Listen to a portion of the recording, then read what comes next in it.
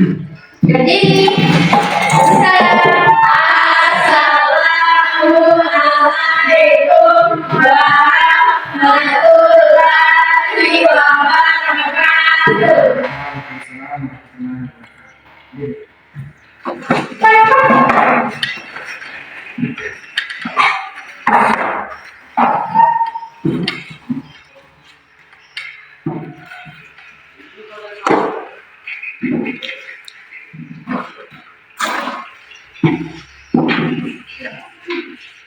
Assalamualaikum warahmatullahi wabarakatuh. Assalamualaikum warahmatullahi wabarakatuh. Waalaikumsalam warahmatullahi wabarakatuh.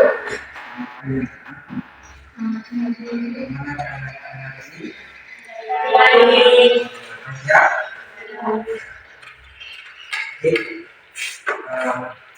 Sebelum kita masuk ke pembelajaran, pertama mari kita berdoa itu boleh.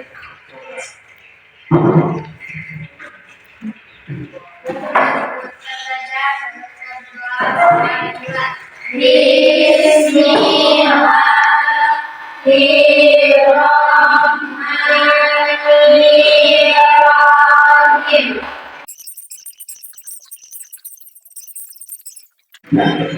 Baik anak-anak sekalian, sebelum kita lanjut, kita baca surah Al-Asr. Ya. Coba. Bismillahirrahmanirrahim. Wal asri innal insana lafi khusr illa alladziina aamanu wa 'amilus shalihati wa tawassaw bil haqqi wa tawassaw bis sabr. Ya. Bismillah. Ya. Mari semua kita melakukan bahwa di sisi Allah. Amin.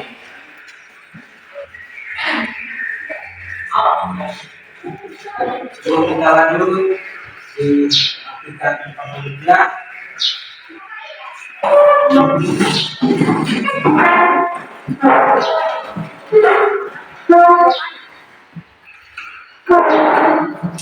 ini apakah ada semua? Ada yang apa?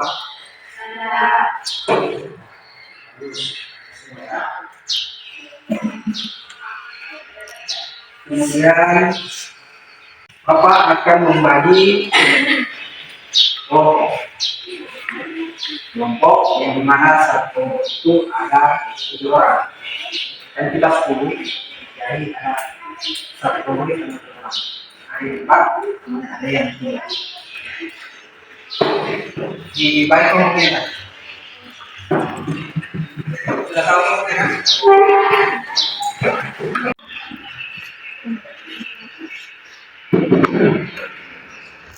Ya, baik anak-anak. Sebelum kita masuk di pembelajaran, ataupun tujuan pembelajaran kita pada pertemuan kali ini, yaitu anak peserta didik supaya bisa menjelaskan bagaimana sejarah kemasan Islam di era Daulah Bani Abbasiyah. Ya. Kemudian sebelum kita lanjut, Bapak akan mengajukan pertanyaan. Pertanyaan yang pertama, tahukah kalian apa yang dimaksud dengan daulah? Ya. Ada yang bisa jawab? Ya.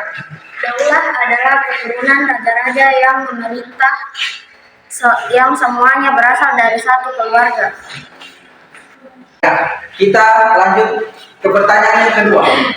Tahukah kalian apa yang dimaksud dengan Daulah Abbasiyah? Ada yang bisa jawab? Daulah Abbasiyah. Yang bisa jawab angkat tangan. Ya. Daulah Abbasiyah adalah keturunan raja-raja yang memerintah yang berasal dari keluarga Bani Abbas. Ya, kita lanjut ke pertanyaan yang ketiga. Mengapa umat Islam pada masa Daulah Abbasiyah mengalami zaman keemasan? Ada yang bisa jawab?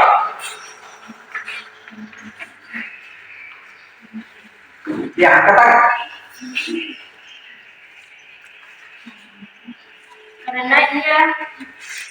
Karena ia berhasil memimpin dan memenangkan perlawanan terhadap Daulah Bani Umayyah yang berkuasa pada saat itu.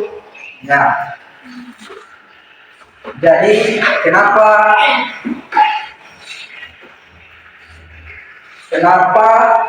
umat Islam pada masa Bani Abbasiyah mengalami masa keemasan? Karena pemimpin Daulah Abbasiyah itu dulunya memenangkan pertempuran, yakni melawan Daulah Bani sebelumnya, yaitu Bani Umayyah. Ada jawaban lain? Katakan. Ya. Karena mereka lebih berhak menjadi pemimpin umat Islam karena kedatangannya dengan garis keturunan dengan Nabi Muhammad SAW. Ya, karena jawaban kedua karena mereka lebih berhak, karena mereka garis keturunannya lebih dekat dengan Rasulullah SAW. Paham? Ada lagi? Ya. Abu Abbas dikukuhkan sebagai khalifah pada tahun 750 Masehi. Pengukuhan itu terjadi setelah ia berhasil memimpin dan memenangkan perlawanan terhadap Daulah Bani Umayyah yang berkuasa pada saat itu. Ya. Jadi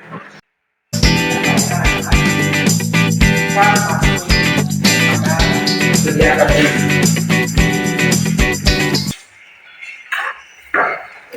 Sekarang buka infografis.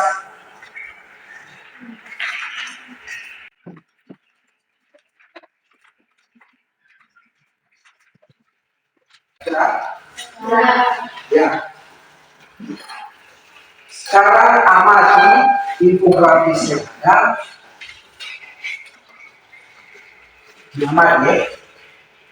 Baca. Nanti setelah selesai membaca, ada yang tidak mengerti, tanya. Ya.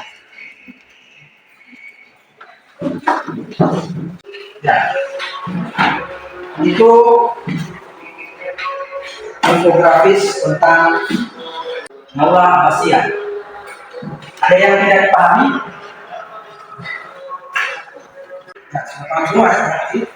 Ya, jadi itu merupakan struktur di mana pada masa-masa kepemimpinan Daulah Abbasiyah itu ada beberapa pemimpin seperti Abu al-Abbas, pemimpin pertama yang merebut kekuasaan dari Daulah Bani Umayyah.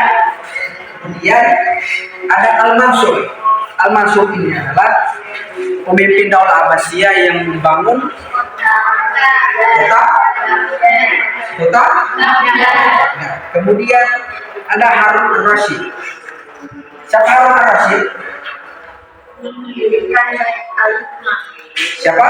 Yang mendirikan Bait Al-Hikmah. Iya, yang mendirikan Bait Al-Hikmah. Bait Al-Hikmah ini adalah perpustakaan. Ya, paham? Ya, kemudian ada Al-Mahdi. Ya, yang mengembangkan.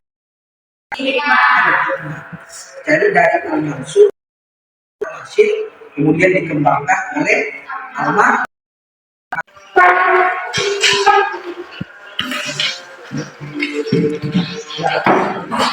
Pantul otomatis. Lihat semua? Sudah? Ya. Diamati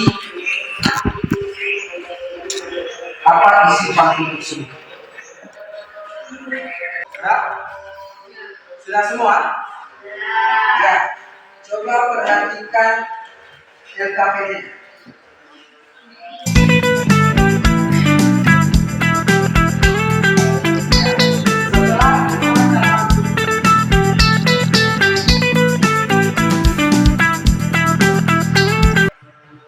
Diskusikan dengan teman kalian, teman satu kelompok kalian, kemudian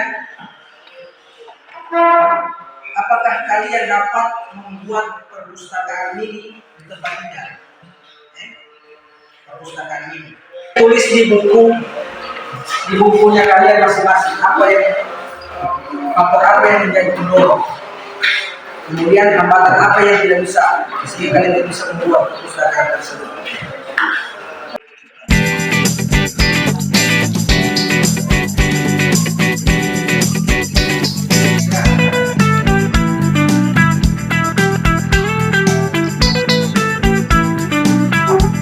Sudah? Dapat? Sudah. Sekarang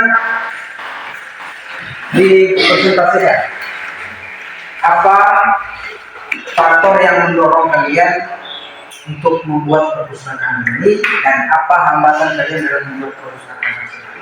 Ya. Saya sangat suka membaca buku di perpustakaan sehingga saya berpikir untuk membuat perpustakaan di rumah. Ya, itu salah satu dia punya faktor pendorong dia membuat perpustakaan ini, yaitu karena dia suka membaca sehingga dia membuat perpustakaan. Ya. Faktor pendorongnya agar kita dapat memperoleh ilmu dari buku-buku yang kita baca, dan jika memiliki waktu luang kita bisa mempelajari ilmu dalam buku tersebut sehingga pengetahuan kita semakin luas. Ya, hambatan. Apa hambatan dalam pembuatan perpustakaan ini? Karena beberapa keperluan untuk membuat perpustakaan belum tercukupi dan hal tersebut menghambat pembuatan perpustakaan. Ya,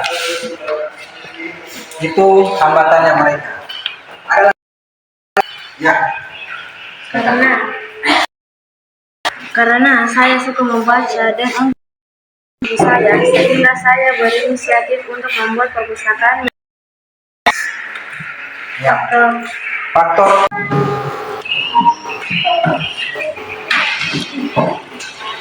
ya sudah dipahami semua.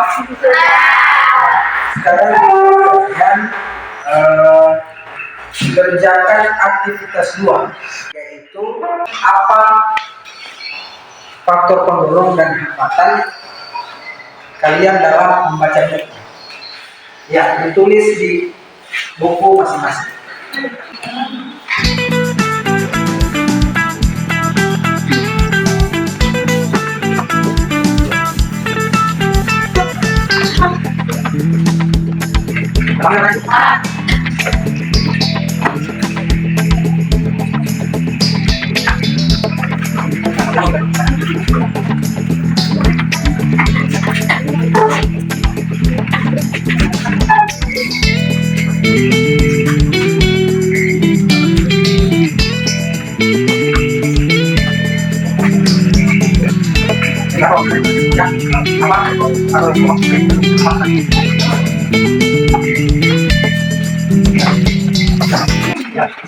Sudah? Jadi yang sudah siap, silakan ke kanan dan presentasikan. Ya, mungkin. Berapa waktu yang kalian gunakan atau yang kau gunakan untuk membaca buku? 1 jam. Ya. Waktu yang digunakan membaca buku 1 jam. Terus berapa yang mendorong kau dalam membaca buku? Yang mendorong saya membaca buku karena saya ingin menambah wawasan dan ingin mengisi waktu luang. Ya.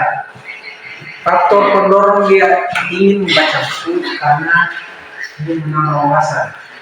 Dia ingin menambah wawasan dan mengisi waktu uangnya.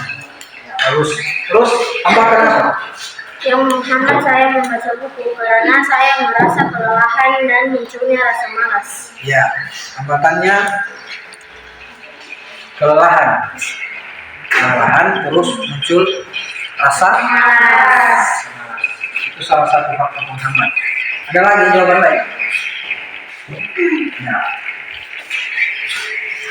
Coba. Berapa waktu yang kau gunakan? Waktu saya gunakan untuk membaca buku adalah 30 sampai 60 menit. Ya, 30 sampai 60 menit, setengah atau sampai 1 jam. Oke. Ya, terus apa faktor pendorong? Karena saya ingin mendapatkan pengetahuan lebih dari buku yang saya baca. Ya, dia ingin menambah pengetahuan lebih dari buku yang dia baca. Terus faktor penghambat apa? Karena saya bosan membaca buku yang sama. Ya, faktor penghambat dia membaca buku. Karena dia merasa bosan dengan membaca buku yang sama. Ya, apa? Berapa waktu kamu gunakan? Setengah jam atau sampai 1 jam. Ya, setengah jam sama, setengah jam atau sampai 1 jam. Terus faktor pendorong apa? Karena saya suka membaca buku setiap malam. Ya, faktor pendorong dia membaca buku karena dia suka membaca buku setiap malam. Harus. Faktor penghambat dalam membaca. Munculnya rasa malas yang diakibatkan saya tertidur. Ya, membaca mungkin faktornya apa? Waktunya lama sehingga dia muncul rasa malas sudah capek sehingga dia tertidur. Itu adalah hambatan dalam membaca. Baik, berarti sekarang sudah mengerti semua ya? Yang baik, tadi sudah mengerti semua tentang membaca buku, berapa waktu yang digunakan, terus apa faktor yang mendukung kita sehingga kita mau membaca, dan apa penghambat kita dalam membaca buku. Kemudian tugas berikut di halaman berikutnya, titik fokus kita itu belajar tentang Bani. Sekarang kalian lakukan baca materi itu, kemudian pahami. Baca materi yang ada tentang Daula Abbasiyah itu, kemudian dipahami. Setelah itu kita akan simpulkan apa yang kalian dapat dari materi itu. Paham? Sekarang mulai.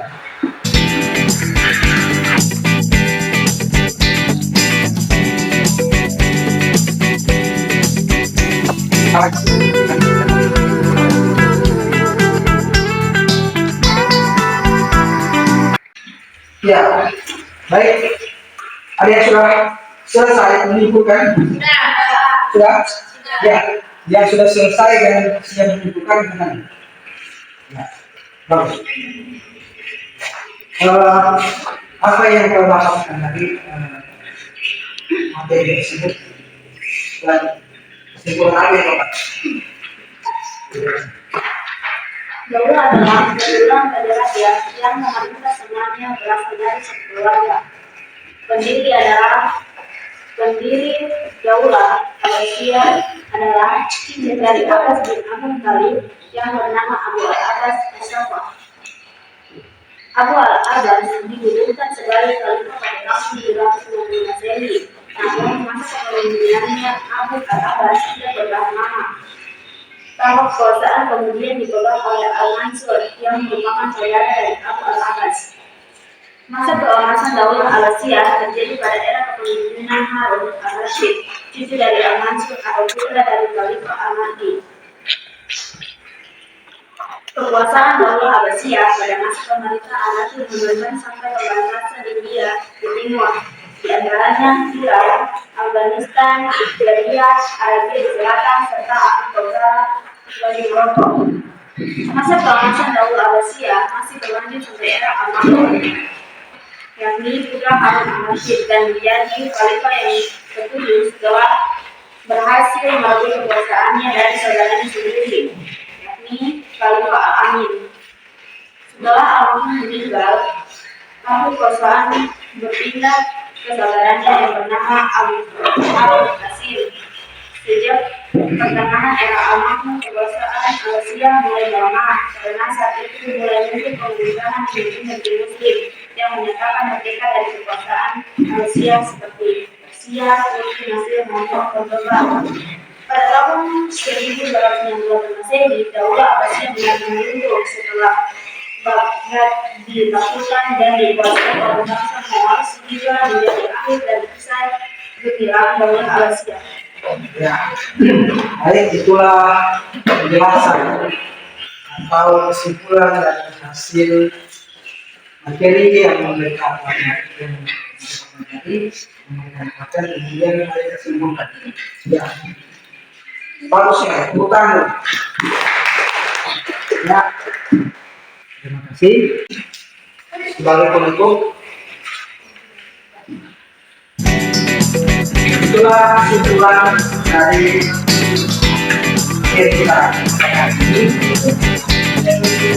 tentang self-love. Sebagai penutup sebelum kita ada edisi tentang sikap ekspresi wajah itu jadi ada cetak gratis ya, dan ada itu yang ada juga besar ya di sini ya.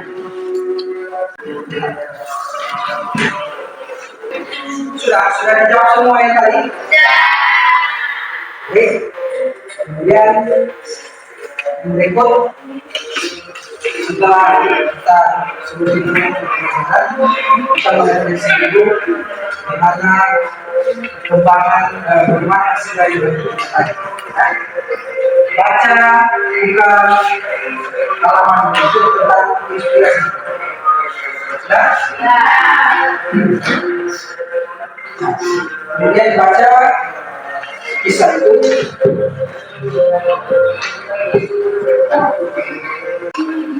Nah, baik, sudah dipahami tentang inspirasi itu? Kita refleksi dengan kisah itu. Ya, ada yang bisa mengatakan, ada bisa mengatakan.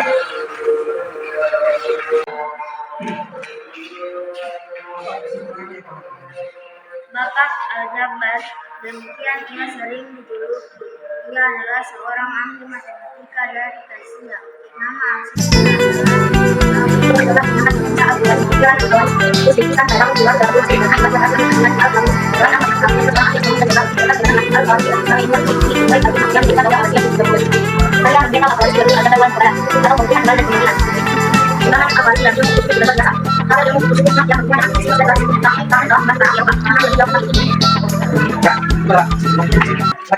Sudah?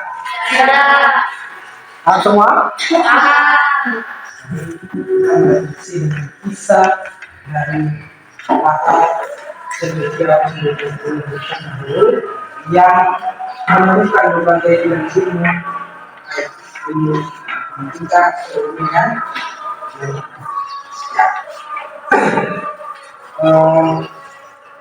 Sebelum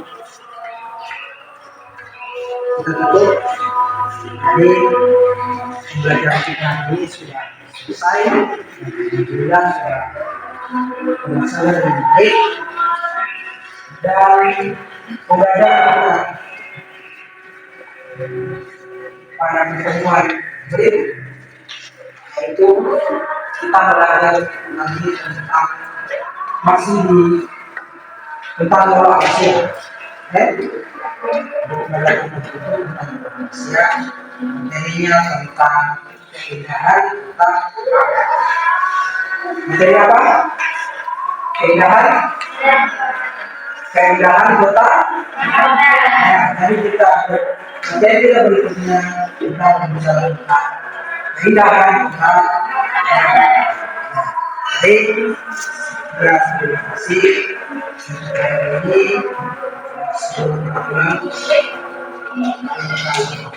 Ini Teman-teman, sebelum kita pulang, marilah kita berdoa. Berdoa yang mulai. Bismillahirrahmanirrahim.